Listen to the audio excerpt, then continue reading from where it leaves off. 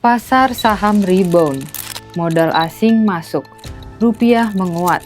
Data per 12 Februari 2026 menunjukkan IHSG di level 8.265, rupiah di kisaran 16.818 rupiah per dolar AS.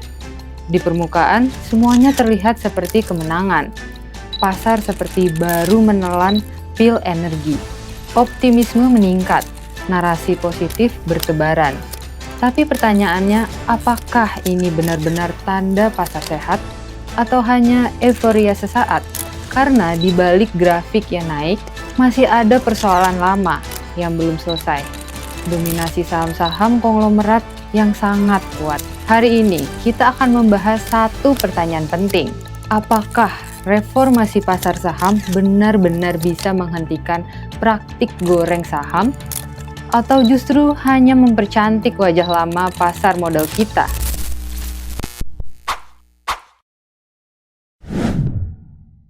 Angka indeks naik, rupiah menguat, dan investor asing terlihat mulai masuk kembali. Sekilas ini terlihat seperti sinyal pemulihan. Namun, bagi investor retail yang tiap hari melihat layar perdagangan, ceritanya tidak sesederhana itu. Masalah struktural masih ada. Pasar modal Indonesia masih didominasi kelompok-kelompok besar yang memiliki kendali kuat atas banyak emiten. Artinya, gerakan pasar kadang bukan murni refleksi fundamental, melainkan hasil permainan kekuatan modal yang tidak seimbang. Otoritas baru saja mengumumkan serangkaian perubahan. Yang pertama, kenaikan free float dari 7,5% menjadi 15%. Yang kedua, transparansi ultimate beneficial owner atau UBO. Yang ketiga, pengungkapan pemegang saham di atas 1%.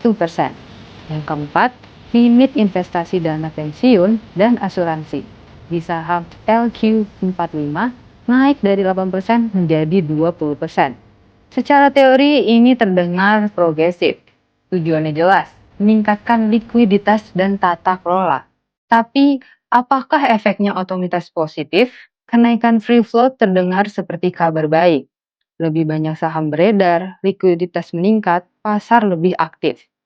Namun realitanya bisa berbeda. Banyak saham konglomerat hanya melepas porsi kecil ke publik. Kendali perusahaan tetap berada di lingkaran yang sama. Harga saham bisa terlihat aktif, padahal struktur kontrol tidak berubah. Investor retail butuh lebih dari sekedar transaksi ramai. Yang dibutuhkan adalah pasar yang adil. Karena tanpa itu, likuiditas bisa jadi hanya ilusi. Contohnya sederhana, satu grup punya beberapa perusahaan. Perusahaan A menjual ke perusahaan B yang masih satu grup dengan harga yang tidak wajar. Akibatnya, laba perusahaan publik bisa turun. Siapa yang rugi? Investor retail. Siapa yang untung? Pemilik grup lewat perusahaan lain di dalam jaringan mereka. Disinilah pertanyaannya tentang fairness muncul. Kebijakan transparansi UBO disebut sebagai langkah revolusioner. Tujuannya membuka siapa sebenarnya pemilik di balik perusahaan. Ini penting karena struktur kepemilikan seringkali berlapis melalui perusahaan cangkang.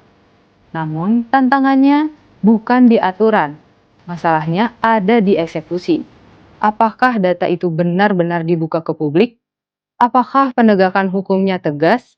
Karena transparansi tanpa tindakan hanya akan menjadi arsip diam. Limit investasi dana pensiun dan asuransi dinaikkan. Artinya, akan ada suntikan likuiditas besar ke pasar. Tapi ada satu persoalan. Konstituen LQ45 masih didominasi emiten-emiten besar lama. Akhirnya, uang baru bisa saja hanya berputar di saham-saham yang sama. Perusahaan baru yang sudah go public justru berisiko tetap kurang perhatian. Ini bukan diversifikasi, ini pemusatan resiko. Lembaga global seperti Moody's dan MSCI menilai likuiditas dan tata kelola pasar. Investor asing memahami struktur pasar kita.